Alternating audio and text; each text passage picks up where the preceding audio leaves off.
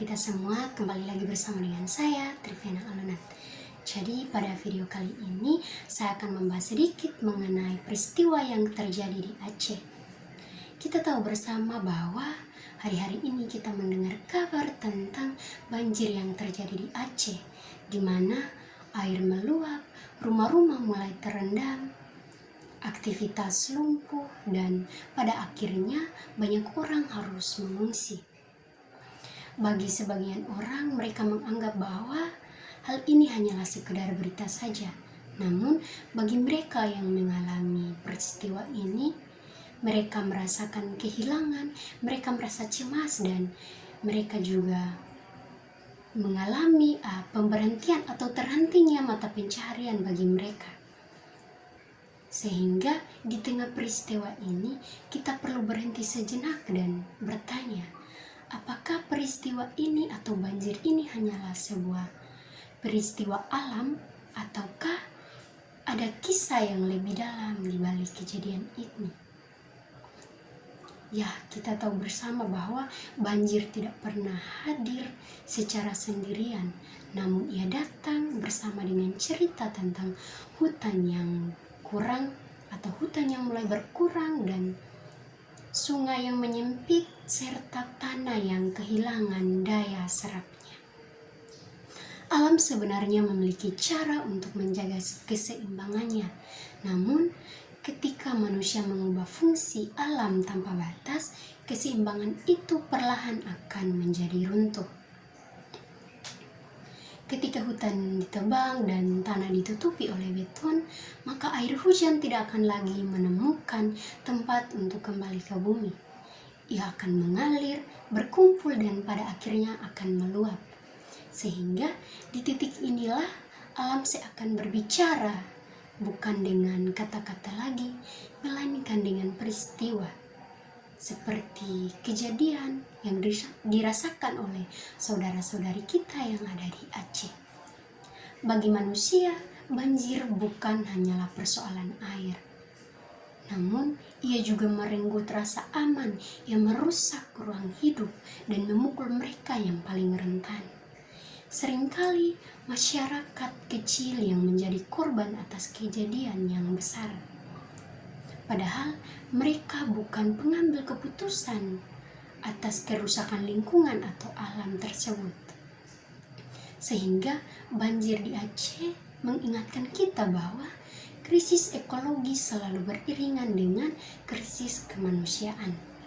Ketika alam mulai menderita, maka manusia pun ikut terluka. Di dalam iman, manusia tidak pernah ditempatkan sebagai penguasa yang sewenang-wenang atas alam. Melainkan di dalam Alkitab sendiri mengatakan bahwa manusia ditempatkan di taman untuk mengusahakan dan memeliharanya. Artinya bahwa manusia harus bekerja atas dasar kasih serta tanggung jawab terhadap alam tersebut. Ketika alam dieksploitasi tanpa batas, maka relasi akan mulai rusak. Dan kerusakan relasi tidak hanya berdampak pada lingkungan, tetapi juga pada hubungan manusia dengan sesama dan hubungan manusia dengan Tuhan juga. Banjir bukan hukuman Tuhan.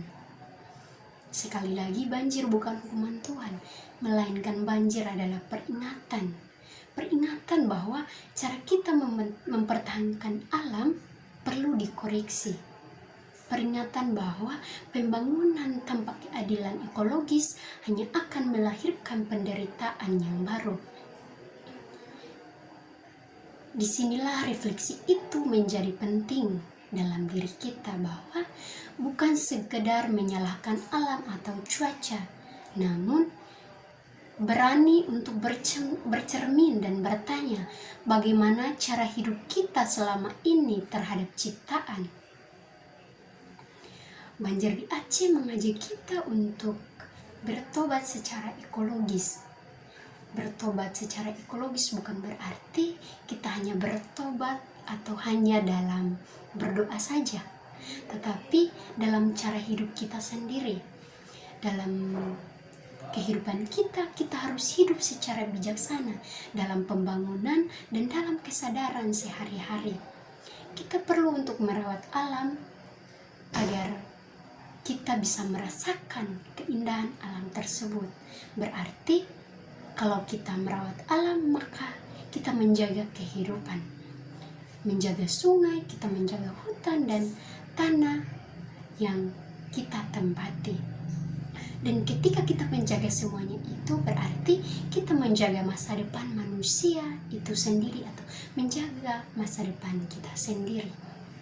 Kiranya dari peristiwa ini kita belajar satu hal yang penting, bahwa alam bukanlah musuh dari manusia, melainkan alam adalah sahabat yang harus dirawat.